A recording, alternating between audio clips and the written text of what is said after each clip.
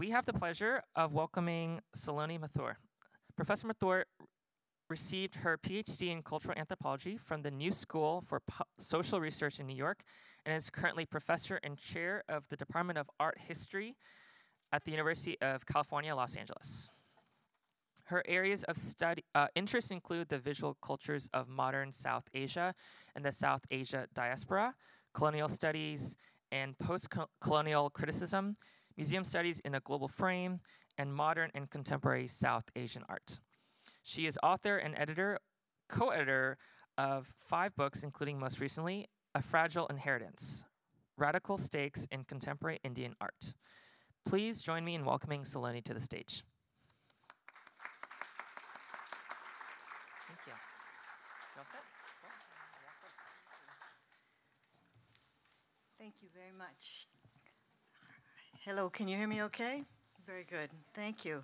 Thank you, Simon, for that interesting account of what goes on here. I'm really impressed that folks anywhere wake up on a Saturday morning at 10 a.m. to come and understand a little more about Asian art. So thank you to Simon and Jason and all of the team here at SAM for inviting me to this incredible series. It's a great honor to be invited, and of course a pleasure for me to be back in Seattle because it's been many years. I grew up in Vancouver, just a couple of hours north, as you know, and my family moved there from India in the 1960s. And although I haven't lived in Vancouver for over 3 decades, there's a little piece of my heart that belongs to the Pacific Northwest. And so I'm so happy to be back. And this environment speaks to my soul. So thank you for this invitation. Before I begin, I thought it would be appropriate to say a couple of words about my title of this talk, Modernism in India, and then the paintings of Amrita Sher-Gil. And that's because when we think of modernism, we really tend to think of the kind of Eurocentric, long-standing Eurocentric kind of topography of that experience. In other words, when we think of modernism, we think of pre-war Paris, right, with Picasso and Braque, or we think of post-war New York with Jackson Pollock and Clement Greenberg and so on. In other words, we think of modernism through its European and American foundations. And only recently, it seems to me, have scholars really, and audiences begun to take very seriously the story of modernism outside of the physical geography of the West. And the move in the last 2 decades, it seems to me, has been towards really the idea of a global modernism, or modernism in a global frame, with multiple trajectories and intersecting crisscrossing stories and so on.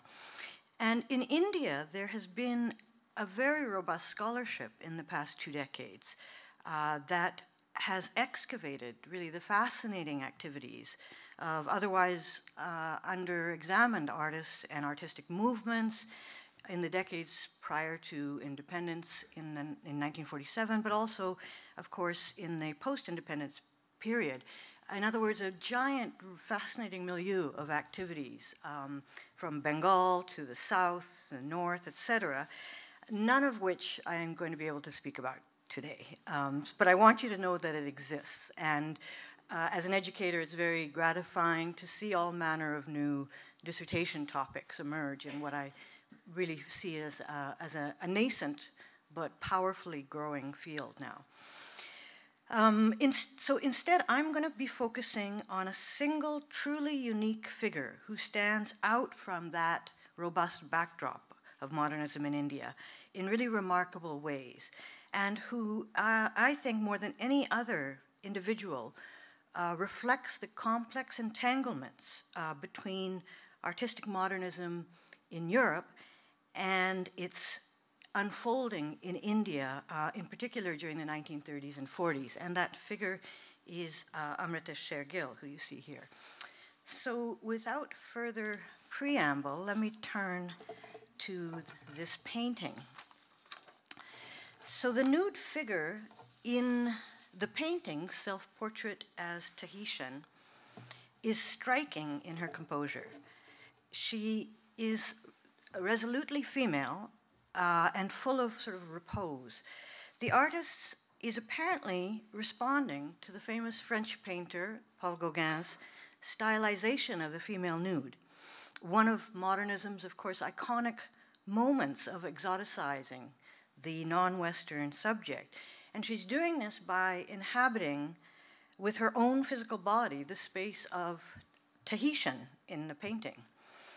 So Tahitianness sort of takes the form of the woman's brown body, but it also is projected through her straight black hair, which is tied in a kind of unfussy ponytail, marking sort of indigeneity somehow as the absence of couture. I recall experiencing a sense of vertigo when I first encountered this painting almost 2 decades ago in response to the dizzying sets of questions it raised. What were the conditions that made possible such a compelling response to Paul Gauguin in this painting from the 1930s, some 3 decades after the French male modernist painter's death in 1903?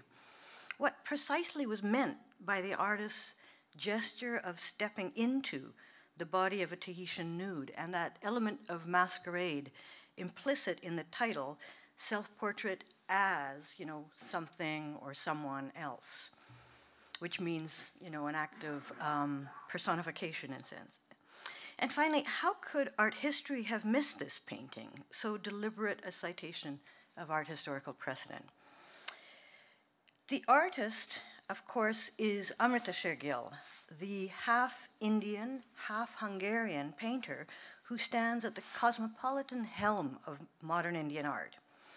Sher-Gil was the first Indian to receive an art training in Paris, where she studied at the École des Beaux-Arts from 1929 to 1932 as a still then colonial subject in Europe, since India, of course, doesn't receive independence from the British until 1947. Sher-Gil was not only extremely charismatic and beautiful, as you can see in these photographs, she was also biracial, bicultural, and openly bisexual, and was described recently by Time magazine as sort of shockingly modern. She's often been compared, by the way, to Frida Kahlo in Mexico. They were contemporaries, but they never met, but similarly kind of, I would say, charismatic, beautiful, and, controversial figures at the time. Sher-Gil's biography is really genuinely unusual and is worth mentioning. Her father was this figure you see on the left, and I'll talk a little bit more about how dazzling this photograph is. But her father is Umrao Singh, who you see there, from an aristocratic Sikh family from Punjab. And her mother, who is seated in the photograph on the left, was a Hungarian opera singer. Their love affair led to marriage in the first decade of the 20th century, and they had 2 daughters, who you're seeing here, Amrita and her younger sister, Indira, both of them born in Hungary. So the family spends the first 8 years of their lives in Europe, in Hungary, where the girls are born, and then they move to India for the next 8 years, when the girls were from age 8 to 16, of course, very formative years. And then the whole family returns to Europe, relocates back to Europe to support Amrita's art education in Paris when she attends the Beaux-Arts school. So for our purposes, this back and forthness and the fact of her cosmopolitan identity meant that Amrita, as an Indian painter, both physically embodied the predicament of belonging to a Western tradition of painting and painstakingly mined and studied its formal vocabularies and paradigms to facilitate and enact her legendary return to India. Europe belongs, she says, to Picasso, Matisse, Braque, and many others, India belongs only to me. That's a famous quote of hers at a young age with sort of unbelievable bravado, you know. She goes on to produce a corpus of paintings, some 75 in all, that pioneer a new language of modernism for the subcontinent. And I'll be showing you many of these paintings as we proceed. But her story ends abruptly and tragically. She dies in her prime at the age of 29, found in a pool of blood in her studio in Lahore. The tragedy makes her instantly the stuff of myth, and she becomes very easily and quickly an icon for the new nation state. She dies in 1941. So what you see here is the Sher-Gil collections. These are all her paintings that form the core of the new Museum of Modern Art in India when it's established in the years after independence. And you see here Amrita Sher-Gil Marg in Delhi. Streets are named after her. One of her paintings here on the stamp, and so on. So my point is to remind you that she also becomes a figure of national identity, even once India becomes independent a few years after her death. She, to me, is kind of Marilyn Monroe-like, her story, in its glamour, because it's all beauty and charisma in her 20s, and then it's cut short, and that's where the story ends. So I often think about her as India's Marilyn Monroe modern painter. The Delhi-based artist Vivan Sundaram's 2001 project titled Retake of Amrita provides a very poignant image of the young Sher-Gil through the corpus of photographs that have been taken by her father, Umrao Singh. Sundaram, the artist who's working with these photographs, was the nephew of Amrita Sher-Gil, and himself a major figure in contemporary Indian art, who died sadly earlier this year, in March, at the age of 79. In these digitally produced photo montages, the myths and legends surrounding Sher-Gil as a foundational figure of modernism are subjected to unique kinds of subversion and questioning, made available to the artist through computer technologies. Sundaram's sort of far-reaching archival excavation presents the intricate entanglements of the Sher-Gil family, their individual journeys and cosmopolitan life stories through the privileged social milieus of Budapest, Shimla, Paris, and Lahore, where they had homes all over the place. So this retake series, I think they're sufficiently complex. I should just make sure you understand that Sundaram is the nephew. His mother was Amrita Sher-Gil's sister. He's dealing with a corpus of family photographs, and those photographs were taken by his father, an amateur photographer, who documented the family and the beautiful girls throughout their lives. And so what Sundaram is doing with the family archive is digitally manipulating it to create, I guess, different kinds of angles of vision or different kinds of commentary. So for example, here we have Sher-Gil looking in a mirror, and staring back at her is her sort of Western identity in Western clothing, and her Indian self in an Indian sari. This is quite a complicated portrait of the whole family, the father, Umrao Singh, Amrita, the sister, and the opera singer mother. It's never kind of in the same time, so the father here is much older than the mother. So he's playing around not only with interiors, their different homes, but also temporalities and so on. So the series is very beautiful, but it's very disorienting. You're not quite sure what you're looking at. And I think as some described, it has this kind of sense of floating above history. You're not quite sure where and what you're looking at. And it's not ever clear where the digital manipulation comes in, because they also look like actual photographs. So again, the focus on interiors of their multiple homes is fascinating. And I have to say, the father who took all of these photographs, Amrita Singh, an amateur photograph, he also, throughout his entire life, took, original selfies of himself in yogic poses. So Sundaram has dropped in the father kind of preening himself in the middle of these living rooms to create kind of dazzling effects.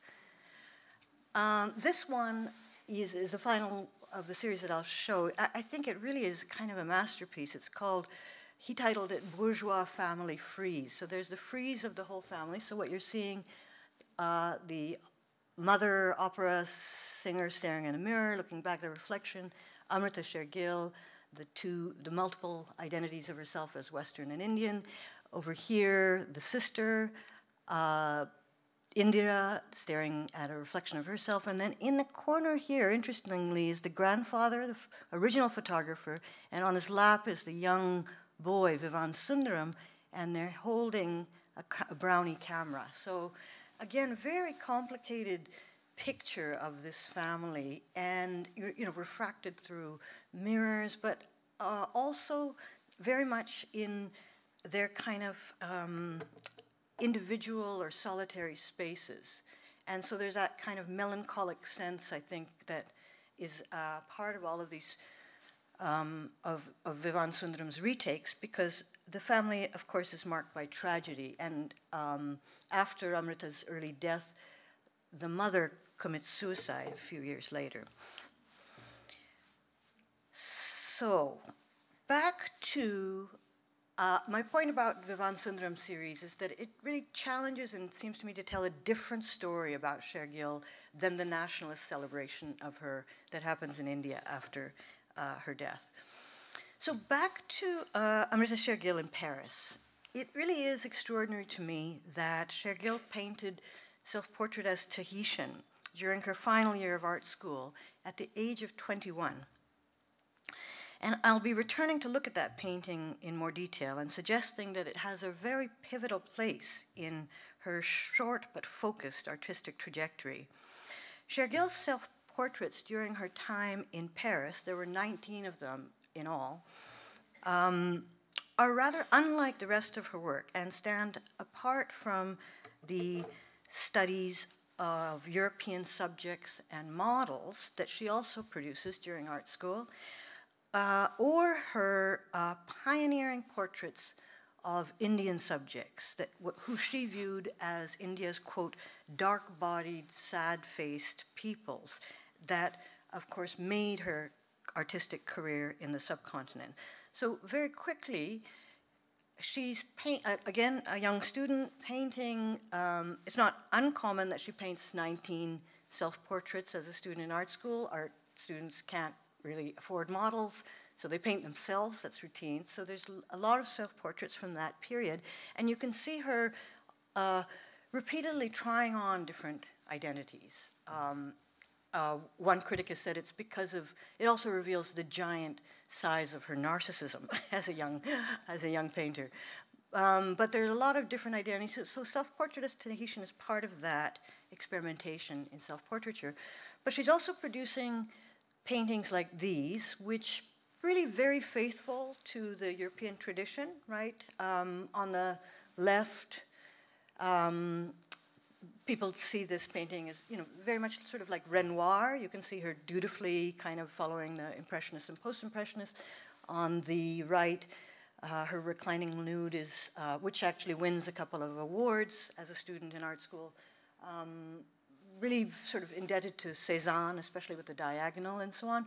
So she's producing really competent paintings. Some of them win awards, but probably not unlike a lot of the talented young painters in art school in Paris in the 30s, looking back at the tradition of Impressionists and Post-Impressionists, and producing some very nice compositions. Her return to India in 1934 then produces an entire corpus of work that looks like this. In other words, utterly different. This is her now complete preoccupation with Indian subject matter. She leaves the European kind of drawing room behind, and not only Indians, but Indian peasantry, the kind of, as she said, poor and downtrodden and sad people of India. That becomes the exclusive subject of her work. So let me, so for, yeah, there's a couple of things I want to point out. That Sher-Gil moves not only from Western subjects to Indian subjects, but she moves from single individuals, portraits, to Indians as a group, a body of humanity in a sense. So all of her Indian portraits are of people in groups. And as some scholars point out, it's hard to know sometimes where one body ends and the other begins. They're kind of a mass of humanity for Sher-Gil, and almost tree-like, like a cluster of trees. So that's how she paints Indians, in other words, very differently from her European portraiture. So for our purposes, it's really important to note that self-portrait as Tahitian stands precisely at the moment of transition between her Western and Indian bodies of work, suggesting a kind of aspirational quality in this painting. I think that this painting is the act of preparation for her return to India. The act of preparation, of course, involves painting brown bodies, literally, and it seems to expose her awareness about some of the representational dilemmas that lie ahead. As I will argue, self-portrait as Tahitian is an exemplary negotiation by a female painter of the male paradigm of the modern artist, and a theatrical intervention into the question of the female nude, in particular, staged through ambitious but uncertain colonial subjectivity. It's important, I'll come back to look at it more closely, hang on. It's really important, however, to highlight the young Sher-Gil's broader experimentations with the modernist conventions of the female nude, because I really see them as quite radical and freewheeling. Her 1932 painting, Professional Model, which you see on the left, for example, depicts not the iconic beauty of a female nude, but a kind of saggy, middle-aged nude woman who is slouching and slightly haggard in her appearance. The model, we know later, was suffering from tuberculosis. And the mood of this painting is sort of sadness and alienation. In other words, the female nude is not the object of sexuality, but dealing with her own illness. In another very striking and unusual picture on the right, titled Two Girls from 1937, it's an unfinished painting, unfortunately, but Sher-Gil portrays a brown and a white woman together in their nudity, ambiguously, as if they may be possible lovers, or in other readings, as a kind of a projection of her own racially divided self. And it looks like sheets, so there's this element of bedroom sexuality, as it were, but it was not a finished painting. But suffice it to say, we don't have many examples in the history of modern painting of subject matter like this. In one of her final paintings, in fact, yeah, a year before she dies, Sher-Gil, which is titled Woman on Charpoy. Charpoy is the sort of rustic rural bed that's made of jute and wood that really belongs to kind of village India. Sher-Gil brings the theme of the reclining nude by way of Ravi Varma, a famous Indian modern painter, and of course the iconic moment of the reclining nude, Manet's Olympia from Paris 1863. She brings that convention and that trope of the reclining nude figure with the attendant, right? Which has, again, pioneering moment here with Manet. Varma plays with it in India around in the 1890s. What does Ravi Varma, the Indian painter, do, the male Indian painter, do with the reclining nude? Well, he clothes her entirely and decks her in gorgeous saris and gives her a book. In other words, makes her, imbues her with sort of Victorian morality and takes away that edgy aspect. But Sher-Gil does something quite different. She brings that trope and all of its conventions to the peasant woman on the charpoy, that bed in a peasant room. So here we have a really interesting painting. The woman is, of course, entirely clothed in red. Her body's almost not a body, it's kind of a blob. And she does a number of things. The bed is tipped in red, there's red on the carpet, there's red in the fan, this sort of thing, this cup in the back is red. So when you see the painting, it has this kind of electrifying red that sort of suggests this kind of aspect of sexuality within this nevertheless kind of claustrophobic space. And there's the attendant. So the thinking about this really radical painting is that unlike her male modernist precedents, Sher-Gil is actually depicting the reclining female figure not as an object of sexuality, but as a subject desiring, in other words, as a sexual subject, herself desiring, of course, there's the red. So it's quite a radical subversion of all of those things.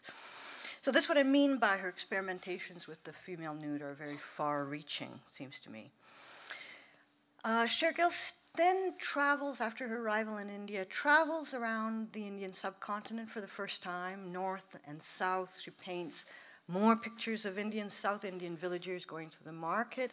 Again, you see the kind of way in which Indians present a mass of humanity. You can't tell where one body ends and the other. And she famously gets seduced and introduced to the ancient and pre-modern painting traditions of India, in particular the famous Buddhist paintings in Ajanta Cave in Maharashtra, which date back to the 2nd century, and she and as well as Mughal painting, the pre-modern medieval painting traditions of India, and she brings that to bear on her canvases. So Sher-Gil famously sort of takes those gorgeous sort of almond-shaped Buddhist Ajanta eyes and brings them to her Indian subjects. So there's her Ajanta eyes. They're looking very Buddhist somehow. Again, you see that in these eyes. So these are some of her iconic paintings, I would say. Three Girls wins many awards. And one thing that's also noticed about Sher-Gil, her depictions of this kind of sad collective of humanity, is that their feet are also so weird. I always notice that the figures of Sher-Gil's Indians have these giant feet that seem to me almost rooted to the ground in some sense, almost like planted trees. And again, I think that's a kind of projection, because that's, of course, what she did not have, that sense of rootedness in India as the kind of cosmopolitan subject that she was. Finally, Sher-Gil arrives by the late 30s and 40s into a very different kind of modernist vocabulary. And these three paintings are kind of considered to be her sort of masterpieces. The Brahmacharyas, this is a group of the Brahmin priests, really kind of striking, as you see the kind of Ajanta eyes, but striking all different shades of brown bodies here against this red backdrop. the ancient storyteller, kind of mythical painting. Here you see her influence of Mughal painting with the courtyard and the kind of three-dimensionality. And this one, haldi grinders, which is one of my favorites. Haldi is, of course, turmeric used in the yellow powder used in Indian cooking.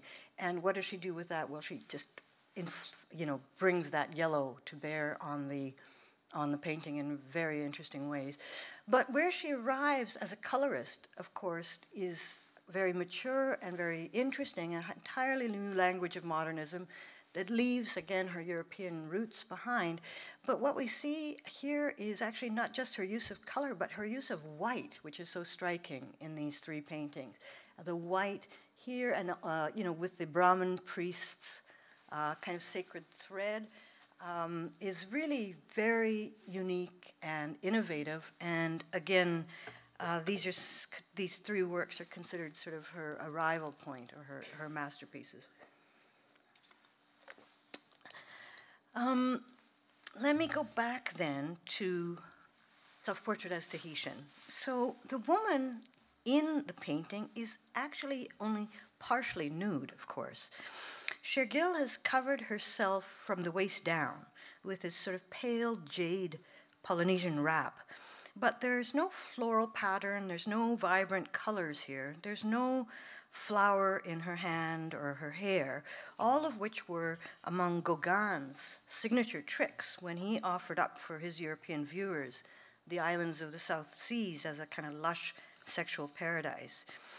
In general, Sher-Gil's sexuality is not depicted through the terms of the French male painters' sort of preoccupation with the sort of ripe fertility of Tahitian women, which he symbolized, for example, through the freshness of a flower or a recent piece of fruit, all as if, the woman is ready to be plucked, as it were. Amrita's body is not offered for consumption in the manner of the fearful, reclining nude figure of Gauguin's painting Nevermore, or the rear view portrait of the spirit of the dead watching, paintings that reveal, as art historians have argued, a kind of crisis of white heterosexual masculinity that is at the core of Gauguin's now primitivist or exoticist encounter. Instead, so Sher-Gil's rejecting these male, I would say, renderings of the non-Western female figure. Instead, she's presenting herself in this sort of three-quarter profile view with these full red lips, and that kind of aspect of lipstick was very curious to me. I mean, is it lipstick that she's wearing, and why would she paint herself in lipstick? And she's presenting herself, with her hands crossed in this kind of confident X shape below her bare but robust breasts. The entire stance and the, I would say, impertinence of the painted lips, I think she's asserting herself as the painter back in the picture there. And lipstick, of course, reflects civilization, not nature, in the way that Gauguin would add a flower. She's painting her lips in a kind of relationship that evokes culture, not nature. And so she rejects the way in which Gauguin's portraits signify woman in their kind of animalistic or natural states. And yet the self-sufficiency of Sher-Gil in her Tahitian guise is set against this shadowy presence, as you see here, right? Of a male figure. I think it's a male figure. It's hard to make out. But it seems to recall the ominous doppelgangers that Gauguin himself included in several paintings to signify his own presence. So Gauguin also had this kind of sense of shadowy figures in the background. But in Sher-Gil's painting, by contrast, the shadow does not appear as threatening as Gauguin's sort of forbidding harbingers of death. It evokes, in my opinion, instead, the daunting predicament of the young female artist as she strove to make an artistic maneuver that was notable for any lack of historical precedent, namely reworking modern Western painting for India through the aesthetic terms that are available to her by a previous generation of modern artists in Europe. Sher-Gil's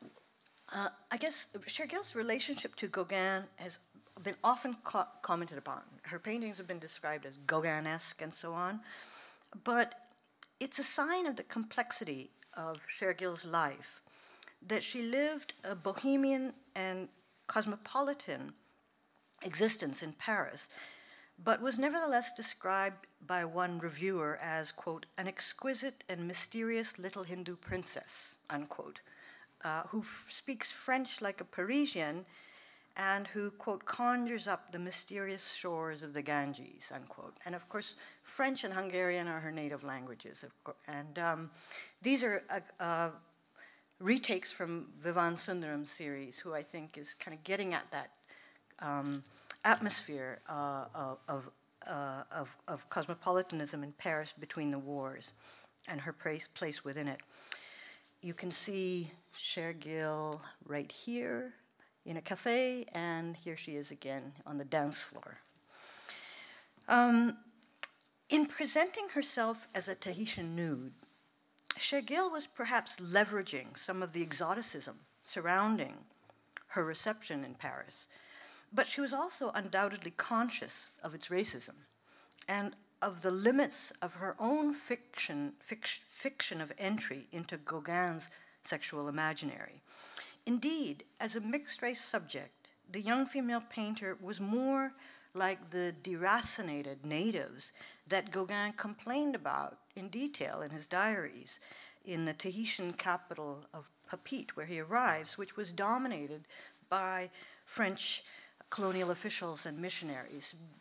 Gauguin hated Papeete, the capital, because he felt it was just too French. So that's why he heads off into the Marquesas and deeper into find something authentic.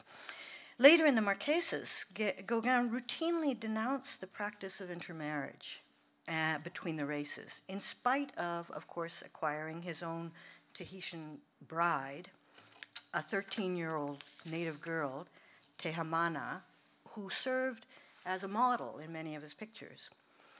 So one can only imagine how Gauguin's contempt for racial mixing and his well-known predilections for teenage girls may have resonated personally for the racially and sexually emancipated Sher-Gil, who was nevertheless still a teenager herself during much of her time in Paris. So I'm trying to imagine how Sher-Gil is receiving 30 years after the kind of canonical traditions that preceded her.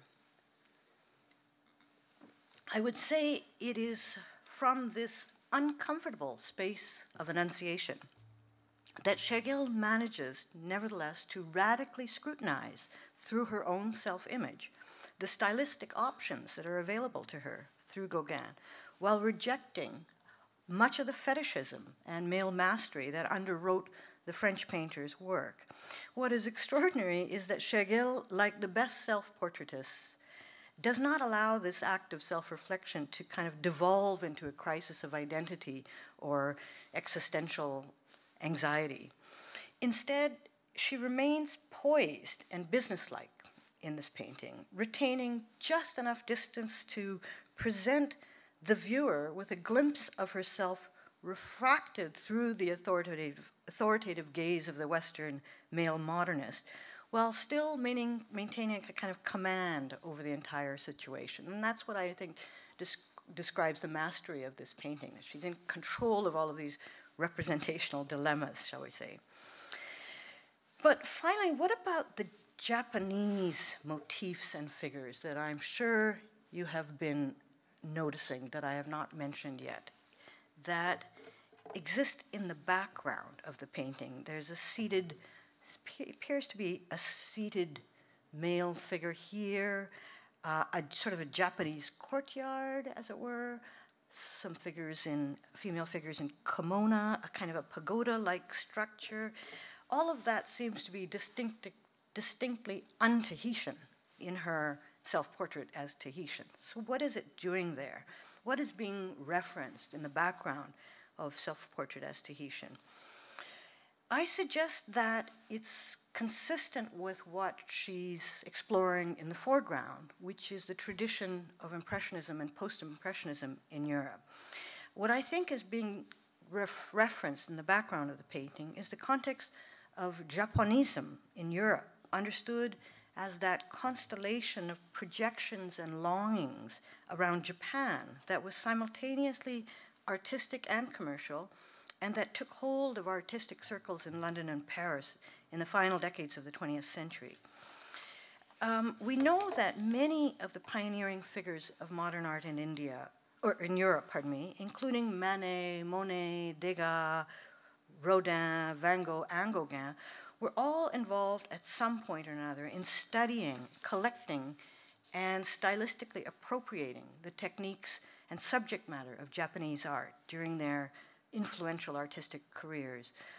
And here, in her self-portrait, I think Sher-Gil was kind of seizing and embracing that pictorial practice of depicting sort of Japanese subject matter in the background of a portrait, not only for decorative effect, but to kind of enhance the aspects of a sitter's biography. Two well-known examples are Van Gogh's portraits of Tanguy, the old shopkeeper who sold the Impressionists their paintings. He had a shop at the base of the hill in Montmartre in Paris. And he depicts that old shopkeeper that they all adored against this backdrop of Japanese prints and paintings. For now, it's important to also note the element of cross-cultural masquerade that characterized portraiture in the Japanese style, beginning possibly with Monet's eccentric portrait of his wife from 1876, titled The Japanese Lady. And there we have, of course, Monet's blonde wife entirely in a Japanese kimono. This painting, which is in the Boston Museum of Fine Arts, has been actually quite contested in recent years with demonstrations and so on about its gesture, kind of the crudity of its gesture of appropriation. But I think that this context of Japanism or Orientalism seems to offer a further clue about the role of the references to Japan in the background of this painting that is ostensibly about Gauguin or about Tahiti or the primitive. In the final analysis, my argument is that Sher-Gil's self-portrait betrays a preoccupation with Gauguin and Van Gogh, and it takes the form, in a sense, of a ménage à trois, largely Platonic and intellectually driven. Plutonic, pardon me, not Platonic, that would be Plato-like. But intellectually driven with these two male painters whose work she admired and regarded with the highest esteem. The painting bears the influence, in particular, of the two self-portraits that Gauguin and Van Gogh exchange in the fall of 1888 in preparation for their artistic collaboration in Arles, which they conceived and referred to as the Studio of the South. So let me just quickly summarize. This was Gauguin's painting. He titled it Self-Portrait Les Miserables. It was taken after Victor Hugo's novel, and it depicts himself as a kind of bandit or outcast in society. He sends it to Van Gogh. Van Gogh is very moved by the gesture, and he paints in return his own self-portrait, which he calls self-portrait as bonsai, or Japanese monk. Again, it reflects Van Gogh's kind of imaginary preoccupation with Japan, but the two paintings have an iconic place in the history of modern art, because the story, of course, goes that these paintings, they're fascinated with each other. They convene in the south of France. They work intensely for 6 weeks painting together, And it all culminates in this fraught friendship that ends in Van Gogh's ear cutting, which I know you know about. Okay, so this kind of frenzy of activity is inaugurated by these two paintings. And both of them, this is what I think Sher-Gil is interested in, involve this self-portrait as something else, self-portrait as an outcast, self-portrait as a Japanese bonsai, and that's what she is invested in. Recent kind of interpretations of that notorious event, the ear cutting, has tended to stress actually the two very different aesthetic strategies embodied in their different approaches to self-portraits. Because if Gauguin's portrait demonstrated a problem, the social isolation of the artist as a bandit, then Van Gogh's painting proposed a kind of solution involving a monastic solitude with a community of painters, a vision that he had, however mistakenly, equated with Japan. Van Gogh's Japanese preoccupation continues during that period in Arles in 6 weeks, where he paints 18 of these blossom paintings, cherry blossoms and almond blossom, over a 2-year period. Of course, those are very famous as well. In the days following his release from the hospital, Van Gogh produced one last iconic self-portrait in which he appears in a coat and fur hat in the winter with a large bandage that's covering his mutilated ear. It's a very famous painting, of course. It's one of two in which Van Gogh depicted his injury, and both pictures have been traditionally understood as representing the artist's sort of precarious struggle for self-composure at a time when he was battling madness and thoughts of suicide. In the background of this painting, however, Self-Portrait with Bandaged Ear, we see a blank canvas and a Japanese print, okay? An easel with a blank canvas and a Japanese woodcut print that we know was part of Van Gogh's personal collection.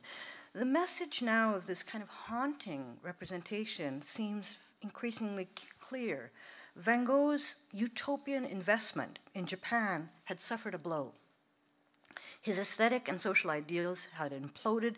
His Orientalist reality was injured beyond repair. As one art historian has commented, the juxtaposition of the blank canvas, the bandage cradling his mutilated ear, and the serene world of the Japanese print all point to a kind of painful confrontation, namely the, quote, exhaustion of the Japanese paradigm and Van Gogh's decision to leave it behind. And indeed, he does not reference Japan at all subsequently. He only lives for 2 more years.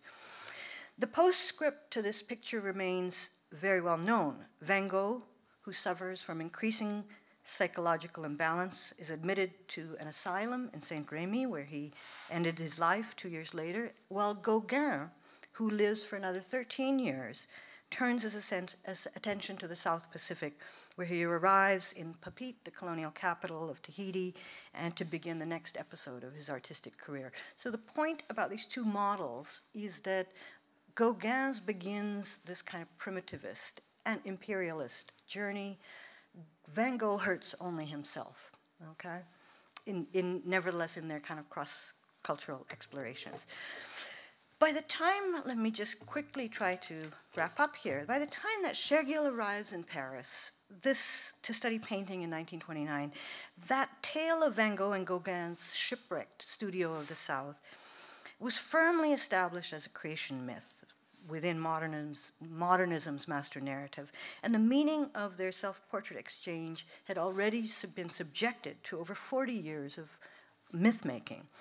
The question is not if Sher-Gil knew of their collaboration, but what she takes away from it, how she positions herself in relation to it, and in what ways the story of these founding fathers facilitate her own avant-garde gambit to pioneer painting for modern India, a full generation after their deaths.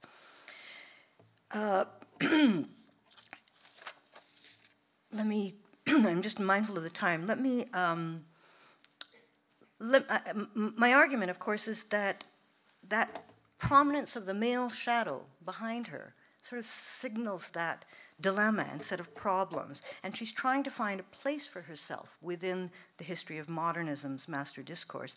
Sher-Gil, like Van Gogh and Gauguin before her, was striving to cultivate an image of herself as an artist, while negotiating her relationship to a space beyond Europe, for her India, through the personal experience of social displacement and cultural difference. Significantly, for all three painters, the self-portrait becomes a particular site where the aesthetic negotiation and individual quest converges in the most dramatic of ways.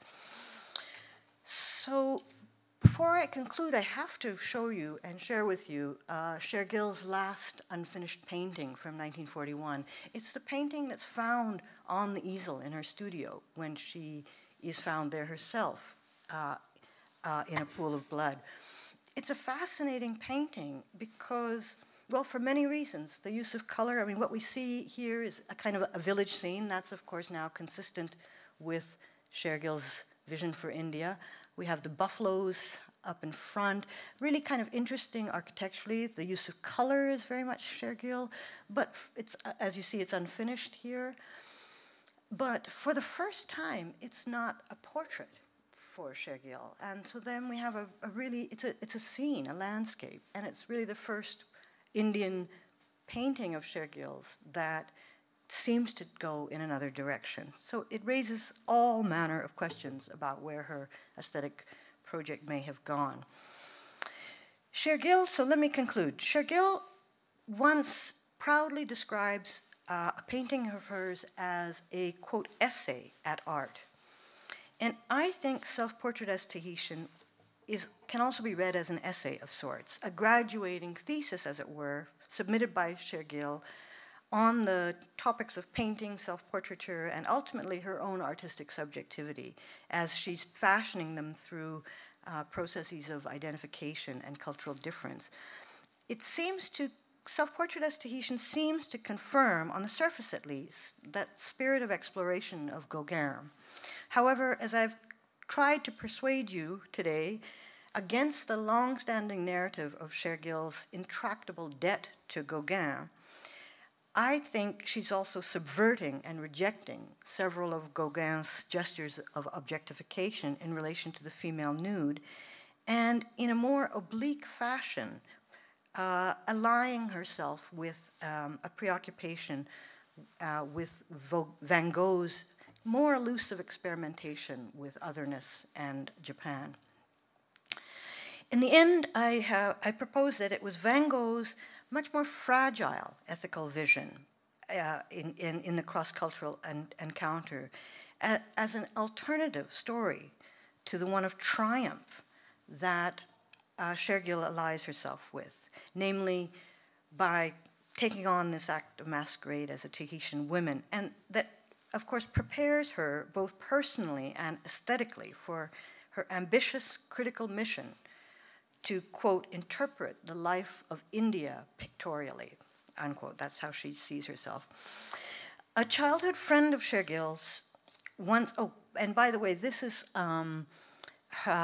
volume 1 of her 2-volume letters and diaries that was published about a decade ago. And it was a source of satisfaction to me that that is the painting that's on the cover of her own letters and volumes. It seems to me to confirm my argument that it's one of the most important paintings of her entire career. So that was affirming for me. Finally, a childhood friend of Sher-Gil's once recalled that in 1938, Amrita announced that she was, quote, emancipating herself from Gauguin. The friend said, "Do you mean that the Gauguin in you is dying, or that you are dissatisfied?" Sher-Gil answers, possibly both. Like almost everything that concerns Amrita Sher-Gil, we are left hanging from this hopelessly ambiguous branch. The lack of conclusion is absolutely central to her story. Her sudden death at the age of 29 meant that her career was tragically, but also really compellingly, an unfinished project.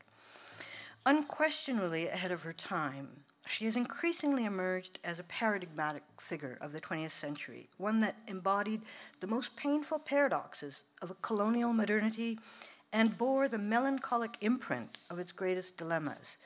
Feeling alien, standing outside of one's tradition, receiving a Western education, seeking at the same time authenticity and belonging, all of these aspects of Sher-Gil's life have resonated for artists, both male and female, throughout the subcontinent and indeed across the world in her wake.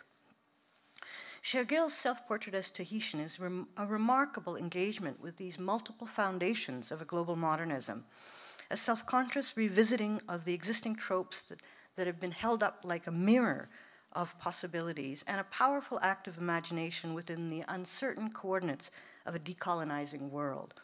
It is a record of the restless drive of the young female artists involved in a process of being, becoming, and belonging. It is an extraordinary vision of the modern self shaped through the migratory historical conditions of our time.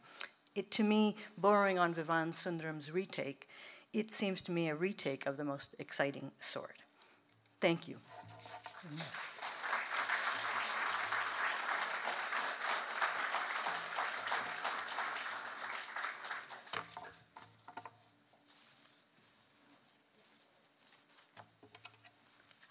There, I can see. I couldn't see anybody until now.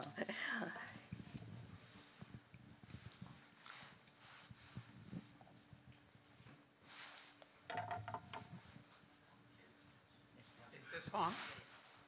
It's on? First of all, let me thank you for one of the most brilliant talks I've heard in many years. Thank you. You're juxtaposing three portraits, Van Gogh, Gauguin, and Amrita Sher-Gil, brought a visual challenge that was very rewarding. Let me sort of share with you some insights that maybe will supplement yours. Gauguin is looking out into the world. Oops. It's gone. Yeah.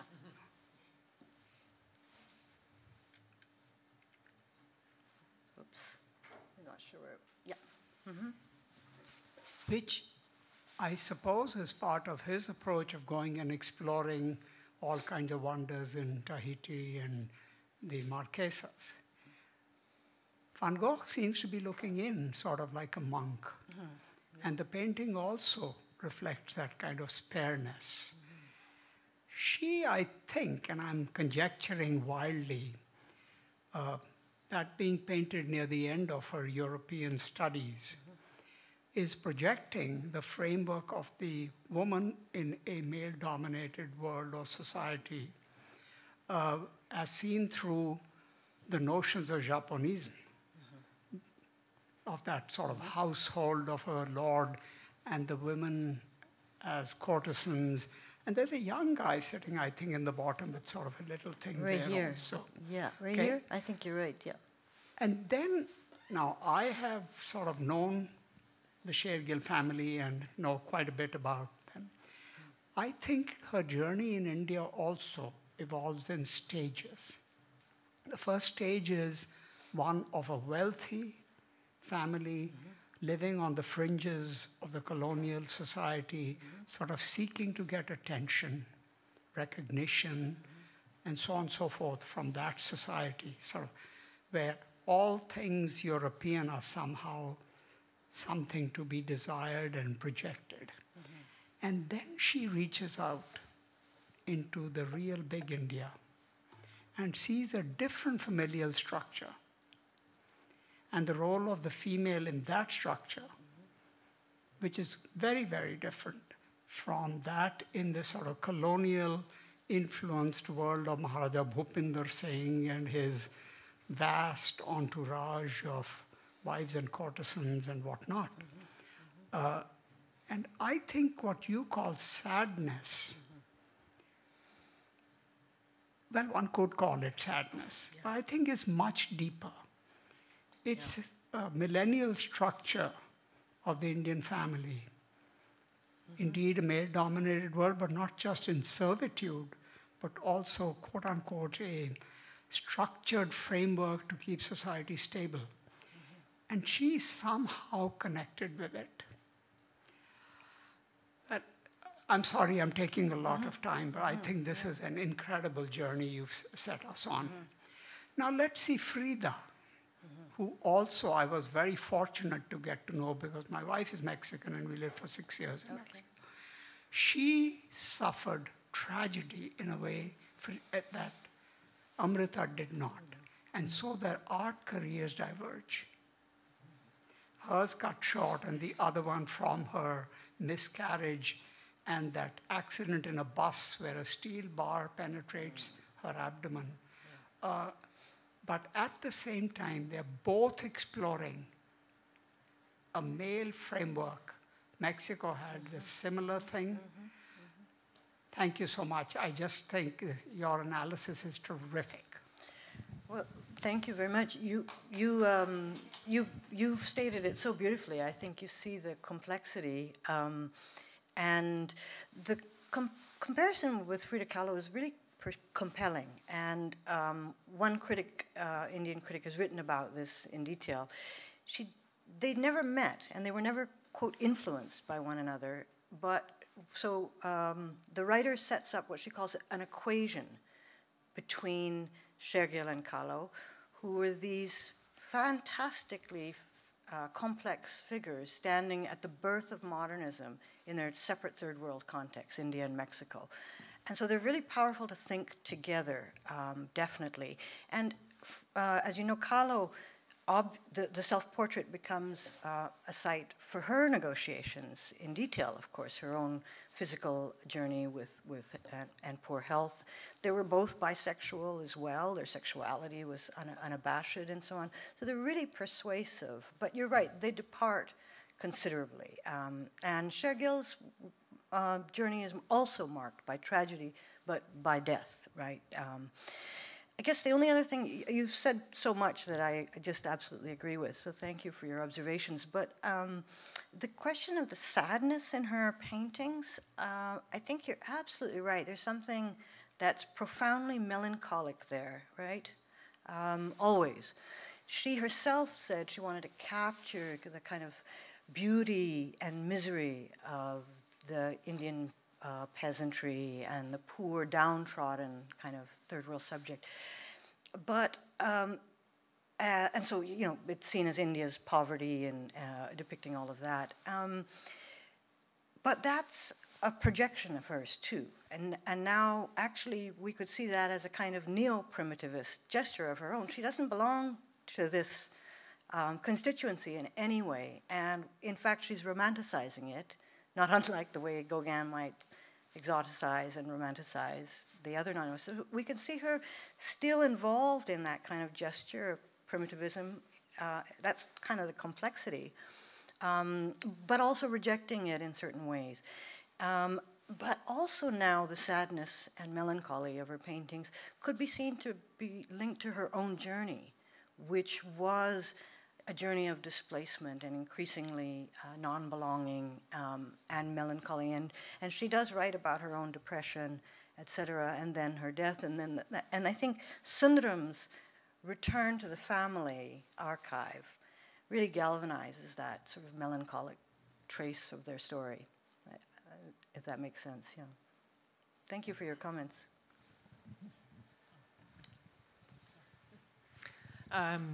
Good morning. My name is Feng Ping. I'm the curator of Chinese art at the Seattle Art Museum, and want to extend to you our warmest welcome back to the Pacific Northwest.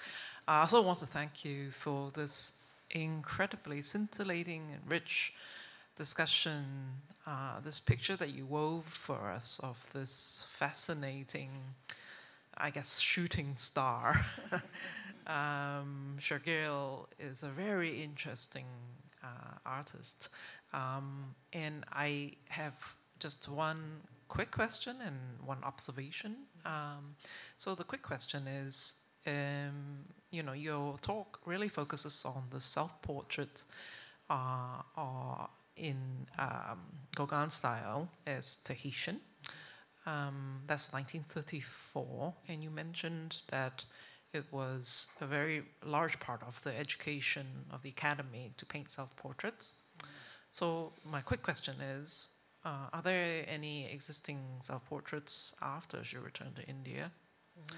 And my observation is that the self-portrait in the guise of Tahitian is a very fascinating background with 2 female figures and 2 male figures. The image, to me, does not strike me as being an example of Japanesely. It looks much more like chinoiserie, except that, there's another except, that the hierarchical display of the space, with it looks like a screen in a way, and especially the top half with the male figure. Yeah, that is a very well-known motif of Han Dynasty tomb painting. Now, I don't know whether this is something that was available to in this time period in Paris to somebody like her. It was certainly known by this time in the 1930s. But in its own way, it's also quite a pastiche, a fantasy, because the 2 women on the left, that is a motif, that is just dressed as a much later in Chinese painting. And they all seem to be arranged around her in a very significant way. I'm not sure if there is any discussion in the literature about the significances of these things. But just my observation from somebody who studies Chinese painting, why would she create an image of a tomb? Right. Very, very good question. And I certainly don't have the answer, but I can tell you I have discussed at length with various Asianist colleague, my Korean art historian colleague, who believes that these are actually Korean motifs, actually. But you now are suggesting that they might be Chinese motifs, and others have said, yeah, oh, they're definitely Japanese motifs. I think we could probably never go down that rabbit hole in debate and never really arrive at anything, but I think it actually kind of affirms my own interest in the painting, which is that it's incoherent, that there is actually not, the reference is actually the projection onto the Orient in general, right, that is being enacted by French European painters, in which that is ultimately a projection and not an actual corresponding reality. So I think it's a bunch of fictional imaginary imaginings and projections, and which is why it emerges as incoherent and inconsistent. That's the way I would prefer to understand it. Yeah, I don't know if you, but what would it mean, for example, if we could pin it down to, let's say, find the source of it, that she's referring to China and not Japan or Korea, or the other, conversely, Japan and not China. So what would it mean? Would it change, would it make any difference to our understanding of what she's up to? You know, so I don't think that fixing it to the exact reference is, it's not as a concern to me. I'm happy to leave it utterly ambiguous and meaningless, the background. I think it's mumbo jumbo.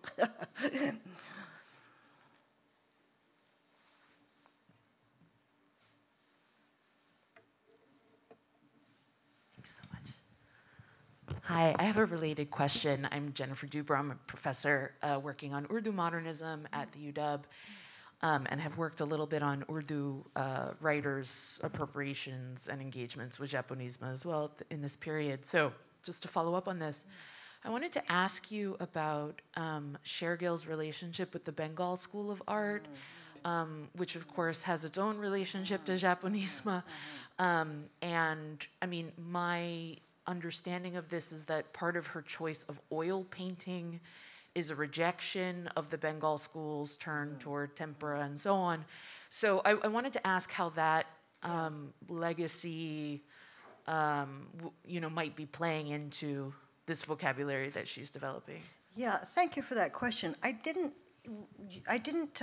comment on this because it adds another layer of complexity, and I didn't think anybody would be a specialist like you and recognize that. But Professor, thank you for your comment. But what she's talking about is the artistic movement known as the Bengal School in the turn of the century and 10s and 20s in India, based in Calcutta and Bengal, are rejecting Western painting entirely, and what they do to reject Western oil painting is to turn to Asia and Japanese and Chinese techniques of watercolor and wash and so on. So it's an explicit rejection of the history of oil painting and a turn to Asian traditions. And there's, in fact, an incredibly rich and robust exchange of artists. They're traveling back and forth, etc. So those Indian paintings from Bengal look, at that moment in the 1920s, are looking a lot like Chinese and Japanese painting. So yes, the question is, do you think that's what's being referenced in the background? And in a longer paper, I address this. It's a great question. But I think it's not, because Sher-Gil hates the Bengal school. She, of course, stands entirely for cosmopolitanism and an embrace of the European traditions, right? They're rejecting the European traditions. By the time she arrives in India in the 30s, they're complete orthodoxy. She hates their hold over modern Indian art. She thinks they're floral and too Orientalist and Asiatic and so on. She hates, Tagore's, what she calls his piddling little poetry and so on. So she's unequivocal and very vocal about that. And finally, that the dates don't line up, because her experiment here, I think, precedes some of the Asiatic kind of cross exchange with the Bengal schools. So my argument is that actually what's being referenced in the background is the same as what's being negotiated in the foreground, which is the European painting traditions in cross-cultural engagements with, on the one hand, the primitive tradition and then the Orientalist tradition. So that's what we see. Actually, the kind of two options available to her between Van Gogh and Gauguin, between primitivism and Orientalism of the Van Gogh sort. But thank you for the question. And actually, may I ask you a question? So which Urdu modernists are turning to Japan at that time? Yeah, sure. This is, I have some articles maybe coming out on this, but so in the 1930s, I worked on some writers in Delhi, particularly Mansoor Ahmed, who went on to edit Adab-e-Latif. But really, Niall Green's work has shown how there was already a movement among Urdu intellectuals in particular to turn toward Japan. Hyderabad sent Sir Syed's son, Ras Masood, to study the Japanese educational system. And Urdu was actually taught at the Tokyo School of Foreign Languages from 1903 or something like this. So there's actually back and forth movement. But for Urdu modernists, their interest in Japan is part of the Pan-Asian kind of Tagore vision of modernity that's not Western. Okay. And so they sort of turn to that to think about imagism and modernism in Urdu. Anyway, we can talk later. Yeah, thank you. I happen to be married to a scholar of modern Urdu literature, Amir Mufti, and he's never mentioned this to me, so I'm going to take it up with him when I get home. Yeah, thank you. Hi. Thank you so much for this amazing talk. I had a quick question. So forgive me if I misunderstood, but I think you mentioned that she became like this symbol of like post-independent India. And I was wondering why that could be, because as like a post-independent Indian man, I was wondering why like what would be the element of relatability with her work? Because it's almost like she has like this outsider perspective. But I was wondering what made her like a symbol for that sort of messaging. Yeah, that's a really great question. She, I mean, the way I've presented her use and the way, let's see, let me go back to some of her paintings, how they come to epitomize Indian modernism or modernism in India. I guess the way I presented her to you and the way Vivan Sundaram's retakes have enabled that understanding is we see her not really being very Indian in the end, right? More cosmopolitan, more forging a kind of identification, more preparing to achieve modernism for India. That's what I mean with this incredible bravado and at a young age, declaring that's what she's up to. But what happens at her death in 1941, well, a couple of interesting things. She had just moved to Lahore in 41 and set up a studio there, and dies in Lahore in 41, which is, of course, pre-independence, and later becomes Pakistan. So, again, one of the unfinished aspects of her story. Would she have become a modern Pakistani painter, right, if she had lived? Would she have belonged, in other words, to that nation that she had moved to? Would she, you know, again, all of these are unresolved, unknowable questions. But your question is why and how does India turn her into a national icon? The nationalist understanding of her is that she completely masters European painting and brings it to India. And in fact, they embrace her as fully Indian. In fact, they hold her up, and they're not interested in her biculturalism. In fact, they reject her European side of her story. And so that's fascinating to watch. You know, it was really Vivan Sundaram, again, a family member, who wants to rethink that family archive a little bit differently as a journey of negotiation. It's interesting to me that Sher-Gil's letters and diaries are very multilingual. But her first language is Hungarian, so she writes to her mother always in Hungarian. And then she's very fluent in French, of course, and she barely has any Hindi, so she has no Indian language. It's very revealing, it seems to me, about her non-connectedness to that history. But this act of engagement is about claiming Indianness, and she, of course, dresses in saris only when she returns, etc. So that's what I mean, she's very 21st century in these modes of belonging and reinvention of self. But India is, in the 1940s, absolutely happy to claim her as theirs. And so the 75 paintings that exist are now national patrimony. They're not able to be sold on the art market, for example, but they're at the center of the new National Modern Art Museum. They didn't have a modern artist like her before, so they really wanted her, and then in turn turned her into seamlessly an icon for the new nation. Yeah, does that make sense? She's assimilated by India purely. Yeah. Just a quick question. You said when she died, she was found in a pool of blood. Did she commit suicide? Yeah, there's still a cloud of ambiguity around her death. I think now it's known to be a botched abortion. Her husband happened to be a medical practitioner, a doctor, and so he apparently treated her, I think, and then she died about 2 days later. So that was part of the cloud around her, and that was very controversial, etc. But I think that's kind of what we know. But the conditions of her death remain kind of unknown as well. Yeah, it was not suicide. Yeah. Yeah. Hi, thank you so much for this wonderful talk.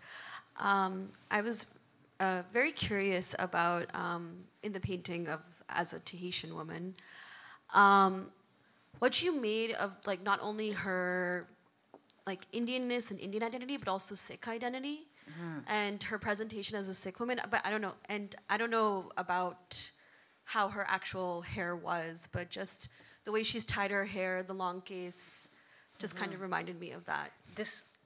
Yeah, I was fascinated. I mentioned her hair in this self-portrait, and because, as I described it, it has an absence of couture, because Sher-Gil, as we know in her own self-presentation and her various other, where are they, self-portraits, her hair is always different, right? And often very elaborate, defined by couture. So for her to occupy the primitive Tahitian subject is to go back to that straight-haired thing.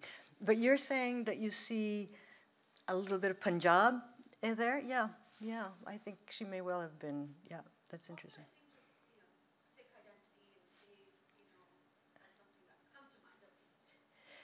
Yeah, I think there's, well, one of these 3 girls on the right was painted in Punjab, and they are 3 Sikh girls, and it's become, this is fascinating, a kind of poster for the farmers' rights movement in Punjab, which has really emerged in recent years against the existing government.